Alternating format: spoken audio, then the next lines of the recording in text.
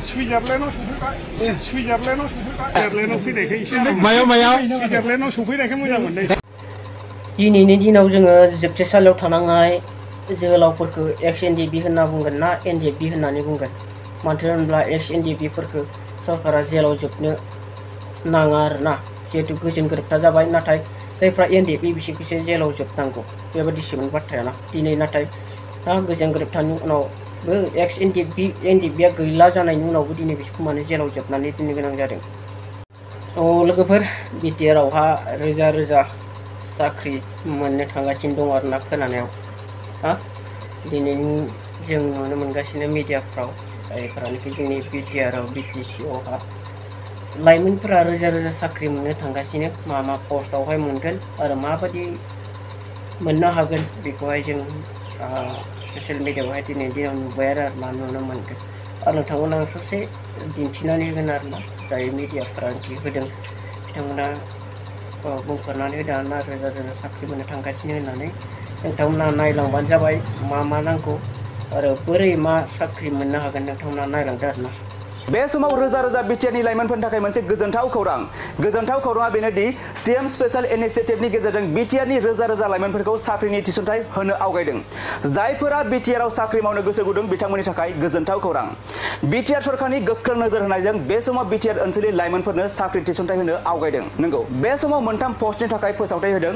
गुबैयै village level कोअर्डिनेटरनि थाखाय 420 मासि, बड'लेण्ड वुमेन इम्पावारमेन्ट चेम्पियनशिपनि थाखाय 650 मासि आरो डिसेबल फ्रेन्डलि बिटिआर मिशन चेम्पियन्सनि थाखाय 120 मासि, गासै 1190 मासि। फोरमायनाय पस्टनि थाखाय बिजाथिया बिए पास एबा ग्रेजुवेट जानांगोन। बैसोनि फोरमानलाइ, फरायनायनि फोरमानलाइ, बाय'डाटा, फट'कपि, पार्मानेन्ट रेसिडेन्ट सार्टिफिकेट एबा थागिबि हिसाबै बिसिडिसि नङाब्ला मिउनिसिपालिटि सार्टिफिकेट एबा एससि एसटि सार्टिफिकेट।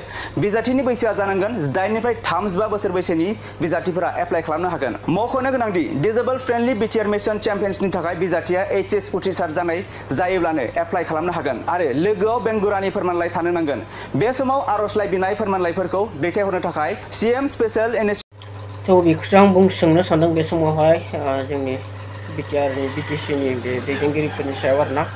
दिनै बेयो जोंनि बिटिआरनि बा बड'लेण्डनि थाखाय बिटिसि ओनसोलनि थाखाय मोनसे साख्रि ओंखारदोंब्ला जोंनि एसटिनि थाखाय बेसेबां दङ बेयाव खथाया आरोना, बेसेबां मोनथाय दङ एसटिफोरा, बेसेबां पस्ट दङ एसटिफोरनि थाखाय। जोंनि बिटिसिआव बिटिआरआव एसटिनि अनगायै गुबुननो ना 100आव 2फोरल' बिदि बाहागो होनांगौ आरोना, अब्लासो जोंनि बर'फ्रा जोंनि एसटिफ्रा जौगानो हागोन। जिहेतु जोंनि एसटि ओनसोलखा, बे ओनसोलाव जोंनो लागै बांसिन जोंनो मोनथाय जानांगौ आरोना। जोंनि एसटिनि बादै गुबुनफोरनो मोनसेबा मोननैल' 100आव मोनसेबा मोननैल' बिदि पस्ट होनांगौ आरोना। बेखौसो जोंनि बिटिआरआव बिटिसिआव अब्ला जोंनि मोनथाय होननानै जों बुंनानै लानो हागोन ना, जोंनिनो बे बिटिआरआ बिटिसिआ जोंनि होननानै बुंना लानो हागोन। नाथाय गुबुनफ्राबो जानला मोनला जोंजोंनो समान मोनथाय मोनोब्लालाय जों मा बुङो आरोना बिदिखौहाय ना। जों एक्सट्रा बिटिसि बिटिआर दाबिनानै जेबो मुलाम्फायानो गैया जुदि गुबुनफ्राबो जोंजों समान मोनथाय मोनोब्ला, नङा नङा रायजो राजा नोंथांमोन। नायलांबाव भिडिअखौ।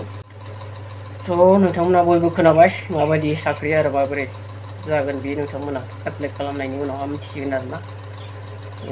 आं बेखौसो बुंनो सानो दिनैनि बे समावहाय। बेजों लोगोसे दा साख्रिखौ नांगौ आरो जों मोननांगौसो आरोना, जोङो मावनानै जानो हानाय जोंनि लामाखौ बानायनानै लानो हायो आरोना साख्रिफोरनि गेजेरजोंबो, जायफ्रानोखि आबादफोर मावा बिसोरबायदि आरोना। बेजोंनो लोगोसे थांनाय सिगांफोरावबो माखासे साख्रिनि आनजादफोर जादों आरोना, फरेस्ट गार्डनि आरो गुबुन गुबुन 3rd ग्रेड 4th ग्रेडनि। दिनै बेफोरबायदिखौ मोनदोंना मोनाखै साख्रि आरोना, रिजाल्टफोर जादोंना जायाखै।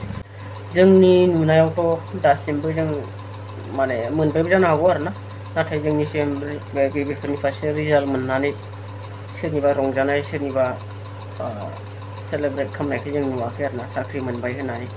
जोंनि ओनसोलावथ' जों खोनायाखैबो आरोना, दा गुबुन गुबुनफ्राव मोनबायबो जानो हागौ सोरबाफोर, नाथाय जोंनि नुनायाव आंनि नुनायाव आं मिथियाखै आरोना, मोनाखै। आरो मिडियाफ्रावबो बेसेबांखिनि साख्रि होनाय जाबाय होननानै दिनैसिम जों नुवाखै जोंनि बिटिसिनिफ्राय। सोर सोर मोनखुमादोंबो जानो हागौ आरोना, नाथाय मिथिला, दिनैसिम नुवाखै आरोना जों मिडियानि गेजेरजोंहाय। आरो दा नै साख्रि ओंखारदों बा साख्रि एप्लाइ खालामनो हागोन होनदों, गोबाङा खालामगोन आरोना। नाथाय बेफोर साख्रिखौ जानो हागौ सिगाङाव होनो हायामोन आरोना, बे सरकार गायजेननाय समाव गेजेर समाव दा नै लास्ट इलेक्सन जानायसै समाव दालागै इलेक्सन जानायबा बेयो जानानै इलेक्सना जाबायानो मोनसे ना उनफिननायखायसो दिनै बे एसे लेट जादों। दिनैनि दिनाव बेफोर साख्रिफोरखौ मोनफा मोनफा बेबायदि सरकारनि जोबथा सिजनफोरावल'सो होनाय जायो नामा साख्रिफोरखौ जों बिटिसिआवल' नङा जोंनि आसाम सरकारानो जा सेन्ट्रेलावनो जा बेबायदि जेब्लानोखि सरकार सोलायनायनि समा फैयो अब्लासो बांसिन जों साख्रि होनायफोरखौ साख्रिनि दावराव जानायफोरखौ जों नुनो मोनो आरोना। बेफोर मानि थाखाय जायो जों बयबो मिथिखागौ पलिटिक्स होनोब्ला आरोना। बेजोंनो लोगोसे जोंहा दाखालि बावैसो जों नुगासिनो जोंनि NFB जोहोलाव बिथांमोनखौ क'क्राझार जेलावहाय लाबोनाय जाबाय होननानै जों नुदों आरो मिडियाफ्राव।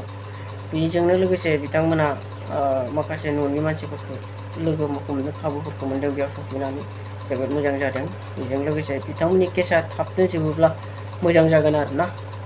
आरो बेजों लोगोसे आं बेखौबो बुंनो सानफादों दिनैनि बे समाव जोंनि जोहोलाव NDB-फोरनि सायावहा दिनै गोजोन गोरोबथानि उनाव बिथांमोना गनांगौमोन आरोना गनांगौमोन। बेयो जों बयनिबो लुबैनाय हास्थायनाय ना उदां अख्राङाव फैनांगौमोन बे जोंनि हास्थायनाय दै।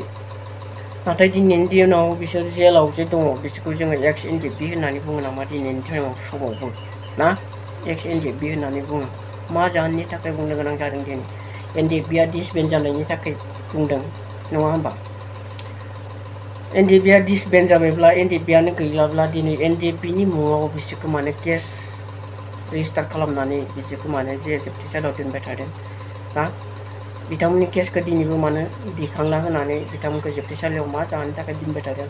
जिहेथु जों हाथियार हमब्ला जों मोजां लामाखौ जों लानोसै होननानै बिथांमोना जुदि गोजोन गोरोबथा खालामनायनि उनावबो दिनै NDB-आनो गैला डिसबेन्ड जाबाय होननानै फोजोबबायब्ला दिनैनि दिनाव बिसोर NDB बिसोरहा केस दङ होननानै दिनैसिम मानो थाखाय बेबायदि सोलिनो गोनां जादों आरोना जेलाव थानो गोनां जादों केसाव मानो थानो गोनां जादों दिनै NDB-आनो गैलाब्ला दिनै मानो बेबायदि जानो गोनां जाखो ना। स' नोंथांमोना भिडिअफोरखौ नायनानै ला एम बाथा बिथाङा मा बुंदों आरोना बबे जायगायाव दिनै